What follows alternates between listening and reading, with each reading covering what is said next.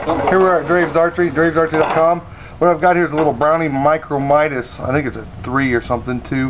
What we're going to do here is the cam positioning sitting out of position a little bit. So what happens when the cam positioning comes out is you get a little bit of a wall feel, and then you draw it back again and you get like a kind of a spongy, softer feeling. And what we're going to do is we're going to zoom in down here on this bottom, and I'm going to draw this back and watch this cable come up. And see how that cable just pulls up and hits. Now if I come to the top wheel up top here, you'll see that this top wheel is not hitting just like the bottom wheel. So what I'm going to have to do is if I draw back again, I kind of get like an extra little stop. And now I've got the cams are completely out of position, and what's going to happen is the bow's not going to shoot properly like it's supposed to. So what I'm going to do here is I'm going to go ahead, I'm going to do a couple twists in this control cable, and I'm going to let this cable come around so that both of these walls will hit at the same exact time. So I'll be with you guys here in just a second.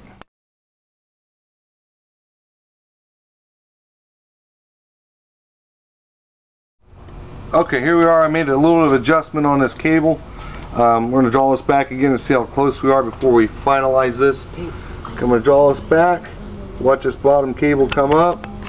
The bottom cable just barely hits, and the top cable. So now what I've done is I went a little bit too far. The top cable's hitting in front now.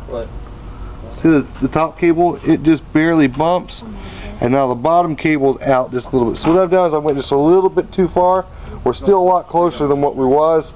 So let me finish this here up and.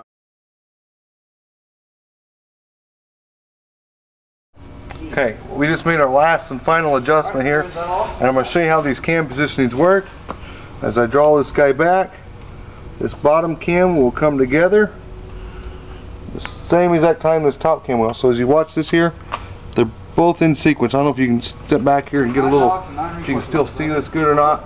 As I draw this back, both of these cams bump at the same exact time. So now what I've got is I got a super solid wall, and that's how a 2-cam bow should be tuned properly. If you look at somebody's bow and you ever see that one wall's bumping and not hitting properly like it's supposed to, and the top wall is, what that means is their bow is out of position, the cam is out of position. So for any other questions, stop by Draves Archery, dravesarchery.com for the new upcoming videos we'll have on how to set your bow up properly.